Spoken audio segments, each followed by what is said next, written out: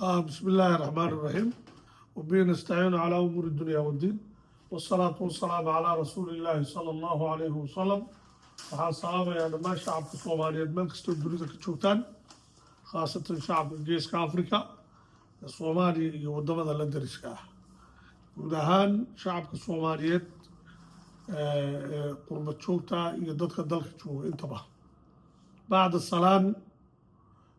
waxaan rabaa barnaamijkeenii siyaasadda Geeska Afrika iyo galabta iyo Geeska Afrika. maanta barnaamijkeenu wuxuu ka koobnaan doonaa dhowr qodob. qodobka koowaad waxa weeye xaaladda dalku ku jiro oo aan ka wada warqabno xasan in uu samaystay nidaam isaga u gaara oo uu rabo waddanka in uu ku sii maamulo talada dalkana uu ku haysto. maanta sidaa ka warqabtaan xasan wuxuu daahfuray xisbigiisii cadaaladda iyo wadajirka dalka ama wadajirka ummadda. sidaan ka wada warqabno kursiga villa Soomaaliya yaala Soomaaliya oo dhan baa iska leh, laakiin beelaha heshiis gooni ah samaystay oo heshiis hoosaad ka dhexeeya sida idinka muuqata halkan. waxaa weeye mar kasta oo beel ay meesha haysato beel kalaa rabta inay wax soo nidaamsato oo isbahaysi hoosaa jira oo gentleman agreement la yidhaahdo. isbahaysigaas wuxuu sababay dalku inuu dhaqaaqi waayo, dowladnimaduna ay socon weydo. qaabka iminka xasan waddanka u maamulayana 3 sane lasoo dhaafay waa ka wada warqabtaan. 400 oo goor in ka badan buu diyaarad fuulay xasan ama safar aaday guda iyo dibadba. lacagta ku baxday falaydyadaas kirada ah ilaa anagu diyaarada ma lihine waddanka diyaarad kastoo la fuulo waa $100,000. 400 oo falayd oo min $100,000 iyo waxaa sii dheer meelaha qaar qarashku aad buu u badan yahay $500,000 buu kacayaa falaydkiiba. waxaa sii dheer pocket moneygu madaxweynuhu qaato markuu ugu yaray $200,000 wey. waxaasoo dhan marka la isku soo dardaro dalku wuxuu fadhiyaa fashil iyo poverty. ummadda Soomaaliyeed waxa ma haysato. qofka Soomaaliga ah dunida waxaa looga yaqaanaa qaxooti iyo faqiir iyo dad taariib ku jira iyo dad caydh ah oo waxyaabaha dadka caydha la siiyo ku nool. caruuraha iyo dumarada Soomaaliyeed waa ka wada warqabtaan. dowladaha dalalka ay joogaan baa xanaaneeya, raggoodu awood xitaa uma leh ay waddankaas ku dhex koriyaan. dhinac kasta ummadda Soomaaliyeed way ka burbursan tahay. kuwa dibadda joogay xabsiyaday caruurtoodu 80% ku jiraan. gangs bay wada noqdeen. lacag la-aantii iyo hooyo iyo aabbo aan wada joogin. buuqii nolosha crisiskii ka jiray waxay keentay ilmihii dibadda jiray inay 2 qaybood noqdaan. wiilashii oo 80% beerta galay oo qaarkood xabsiyo ku jiraan, qaarna balwada yeesheen oo 20% ka badbaadeen, iyo gabdhihii oo 80% dharka la baxay laakiin wax barta. 75% gabdhaha ayaa wax barta. hase ahaatee diini ma jirto, faraha laga qaaday. dhibaatada ugu daranna waxa weeye ummaddu markay jabto waxay la mid noqotaa markay qurbaha u baxdo badweyn biyo xabad kaluuna lagu dhex riday. biyaha lagama ilaalin kara ilmaha. that's why ilmo badan ugu fasaadaan dibadda. calaa ayi xaal dalkii gudihiisiina xasan iyo kooxdaas inoo muuqata ee jeebkooda iyo noloshooda iyo daara dhisashadooda iyo private lifekooda ku mashquulsan baa dalkii dhex jooga. dibaddiina waxaa jooga wadamo inaga diin ah oo inaga dhaqan ah oo iyaguna wata qorshayaashooda ilmaha ay ku hantinayaan, oo guryaha ay ku burburinayaan, oo hooyada iyo ilmaha ay kala hadhayaan waddanka, oo raggiina ku wada qasbay inay waddankii iskaga yaacaan. oo qurbaha oo dhan Yurub iyo America, Canada, Australia kulli waa ka siman yihiin xagga ilmaha in lala hadho ragga iyo dadka waaweyna ay iska dhintaan ama iska baxaan calaa ayi xaal dibad iyo gudaba waa jabnay raggaa arkaysaan ee xasan hogaaminayo ee maanta magaalada muqdisho u xidhay waa magaaladii 7 milyan oo qof ee 3 milyan ay barakacayaan yihiin 4 milyan ee gudaha deganaydna ay 1 milyan in ka badan baktigu xalaal yahay 2 milyanna ay $5 per day ka badan aanay helin 1 milyan baa nool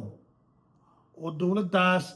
iyo businessyada iyo guryaha ay haystaan iyo dadka meesha ku dhaqnaa ahaa muddo dheer dalkaas baktigu xalaal yahay laamiga waxaa loo xidhay xisbi baa la daahfuraya dadkan waddanka villa soomaaliya fadhiya damiir dadnimo xitaa ma laha dadka cayshkoodu uu ku xidhan yahay inay guriga ka soo baxaan ee aan dowladii waxba u haynin ee aan kaash mashiine lacag kala baxaan lahayn oo dowlad quudisa lahayn war marka magaalada la xidho waxaa khasaaraya intaasoo milyan oo qof oo businesskoodii iyo noloshoodii eryarayay baa albaabada laga xidhay micnaheedu waxa weeye dadkaas nolol maalmeedkoodii waa xidhan yahay dowladdu maxay ugu badishay markaa dadka ilaa markii koronaha iyo daacuunka yurub iyo caalamka oo dhan qof kastoo guri dhex fadhiya cuntadiisii iyo wuxuu ku noolaan lahaa bil baa loo diray we don't know waxa ay damceen raggan xasan iyo ragga la midka ah ee mas-uuliyiinta ummadda ilaahay mas-uuliyaddooda lagu aaminay inay laamiyada xidhaan oo ay xisbigoodu uu telefishanada laga daawado baa kaga qiimo badan in shacabkoodu ay noloshooda eryadaan oo war haddaan dadka wax la tarayn in laamiyada laga xidha maaha calaa ayi xaal dalka xaalkiisu waa heerkaasuu marayaa magaalo u gudubtaa ma jirto dhulka lama mari karo baydhabo kismaayo gedo muqdisho baraawe magaalo u gudubtaa ma jirto dhulkoo dhan shabaab baa haysta muqdisho jawhar beledweyne shabaab baa haysta beledweyne ilaa iyo gaalkacyo dhulka waa la maraa laakiin meel kasta ciidan baa jooga qabiil waxaana laysu dilaa aana qabiil haddaad dhuusamareeb ka baxdo oo aad coobud waa qaado mareexaan tahay dhexdaa lagu gelaya lagu dilaya saraakiishii galmudug baa lagu laayaa maalin walba meesha iyagoo ciidan la socdaan jidgooyo loo galaa dalka wixii waqooyiga gaalkacyo kiciga puntland ka bilaabma baa sayf ah wixii koonfur gaalkacyo kasoo xiga sayf maaha dalka noocaasa ninka villa soomaaliya u fadhiya ee diyaaradda saaran ee caruurtiisii hantidii waddanka iyo xilalkii waddanka waa caruurtiisa ilaa bodyguardkiisii ilaa iyo agaasimihii madaxtooyada ilaa la taliyihii amniga qaranka la taliyihii wasaaradda gaashaandhiga la taliyihii wasaaradda arrimaha dibadda waxoo dhan waa caruurtiisii iyo dhaagihiisii lacag hayayaashii waa reerihiisii waa faamiligiisii saadkii ciidamada dumarkiisaa haya eeriboodka iyo dekadda iyo dakhliga dalka oo dhan isagii caruurtiisa haya monoboly oo monarchy oo kalaana haysta wuxuu garan layahay xitaa war dadkan baaba'san haddaad xitaa wax qaadanayso 80% dadka ku celi waxooda 20% adigu madaxweyne ahaan iyo qoyskaaga qaata haddaad rabtaa 100% buu qaataa ummadda hantideedii wuxuu marayaa in dhulka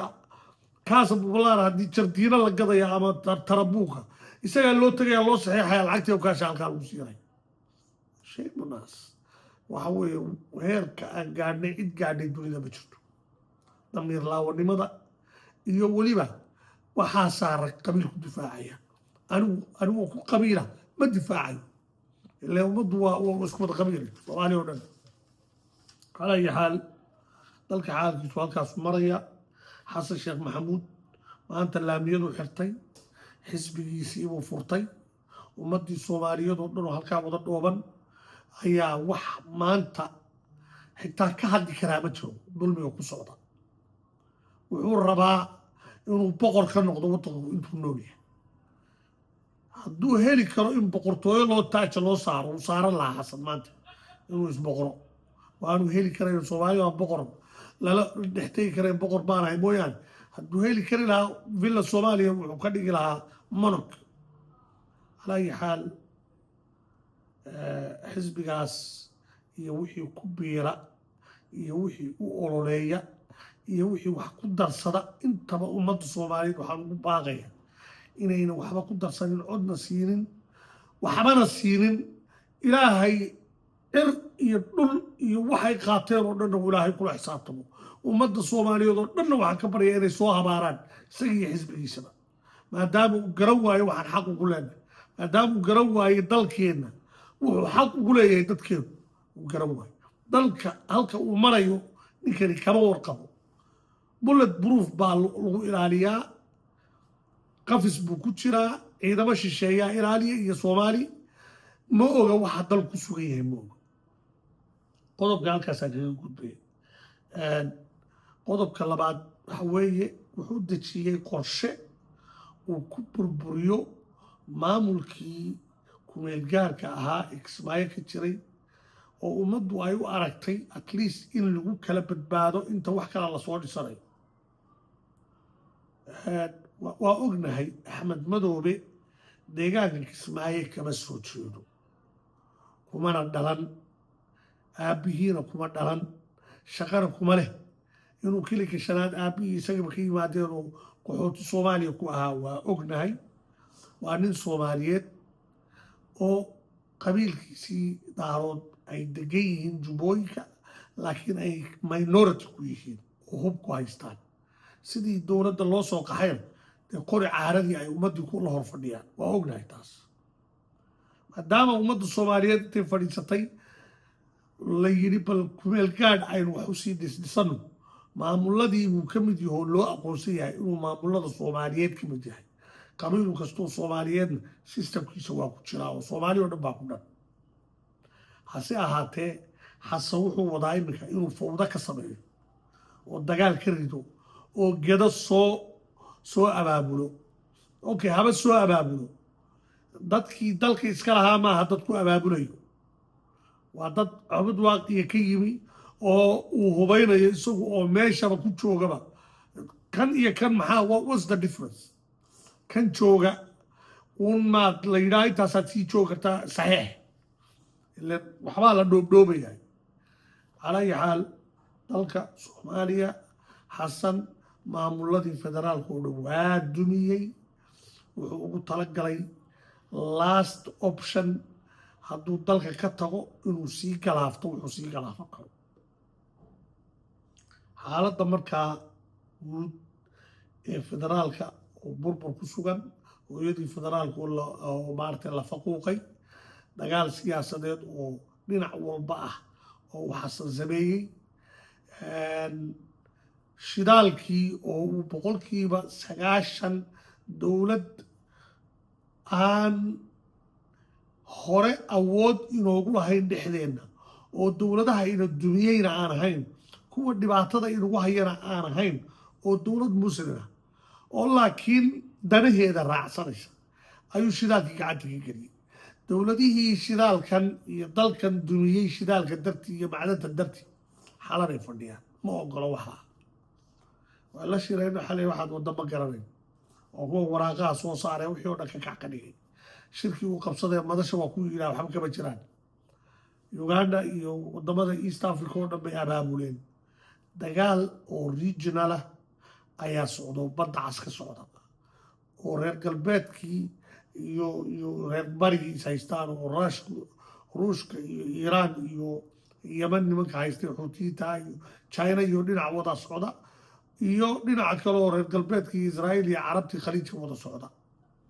labadii dhinacba saameyn bay nagu yeesheen dalkeennii waxaa ku hareeraysan dagaallo waaweyn oo bad iyo bariba ka jira etoobiya malaayiin baa ishor fadhida eritrea etoobiya gudaha etoobiyana waaba laysku dhammaadayba waqooyiga etoobiya 2 milyan oo qof dad ka badan baa dhaawac iyo dhimasho ah dalkeennu xaalado adag baa ku hareeraysan ninka villa soomaaliya inoo fadhiya xasan sheekh maxamuud ma moodid inuu dunidaa ku nool yahay waxaad moodaa inuu qatar iyo imaaraadka iyo madax ka yahay siduu u dhaqmayo waxaan u baahana inaynu dalkeenna badbaadsano guud ahaan iyo gaar ahaanba calaa ayi xaal sidaan ka wada warqabno soomaaliya waxaa ka socda shirar magaalooyinkao dhan isbahaysiyaa socda ciidama abaabul dagaal baa bilaabay oo kismaayo iyo gedaba ka socda abaabul dagaal baa ka socda laascaanood iyo oogba ka socda abaabul dagaal baa ka socda gaalkacyo oo intaasoo goor maaragtay si qarsoodiya laysu laayo maalin walba koonfurta gaalkacyo dagaalo qabiil baa ka socda oo laba beelood oo isdhalay oo isdhexgalay oo isqaba oo ehel ah baa maalin walba dad iska laaya galmudug oo dhammaan isu gudbino waa ka warhaysaan markaad hiiraan soo gaadhana warkeeda badaaba shabaab iyo waxaa haysta qabaa'ilkii qaar ka tirsan qabiilada qaar waa ishayaan ilaa muqdisho laga soo gaadho waa fawdo muqdisho markaad soo gaadho waxaad soo gelaysaa dowladdii oo dhinaca iyo shabaabkii oo ku dhex milmay magaalada koonfurta haddaad uga baxdo oo dhinaca koonfur galbeed aadana magaalo gudubtaa ma jirto calaa ayi xaal dalka xaaladiisii guud markaan fiirinay ummadda soomaaliyeed meel kastoo joogta hadda waxay hadal haysaa xasan xagguu wuxu wadaa maxaa sixigi doona sidaa halka ka aragtaan ra-iisul wasaareyaal hore oo saacid iyo rooble iyo cabdicasiis xiirane iyo ra-iisul baarlamaankii baa nairobi ku shiraya nin ahaan jira oo la yidhaahdo I don't remember his name calaa ayi xaal waxaa socda abaabul siyaasadeed oo xasan lagu ridayo dalkana lagu badbaadinayo yaase abaabulkaas yaa maalgelinaya yaa wada dagaalada siyaasadeed ee soomaaliya ka socda khaliijkaa maalgelinaya sacuudi arabiya imaaraadka qatar waddamadaasaa la kala wataa tiimkan imika halkaa ka muuqda faad yaasiinun baa ka maqan waa tiim qatar barnaamij baa u dejisan saynu ka warqabno ra-iisul wasaare madaxweyne ra-iisul wasaare ciyaar baa inugu socota maalinba qabiil baa qabsada qabiilkii kale wuxuu ka dhigaa ra-iisul wasaaraha ummaddii soomaaliyeed oo wada dhoobanna waxaa la kala qaybsadaa dowladnimadii qaydhihii kale u qaybsadaa xitaa caruurahoodii noofsadaan caruurihii kale waa kuwa badda ku dhammaanaya nasiib darrada ina haysata iyo xal la-aanta ina haysata waxaynu u baahan nahay badbaado waddankan dad aan dadkaan ahayn oo dalka ummadda badbaadiya ayaa loo baahanya ilaahayaa badbaadiya gabagabadii waxaan ku soo gabagabaynayaa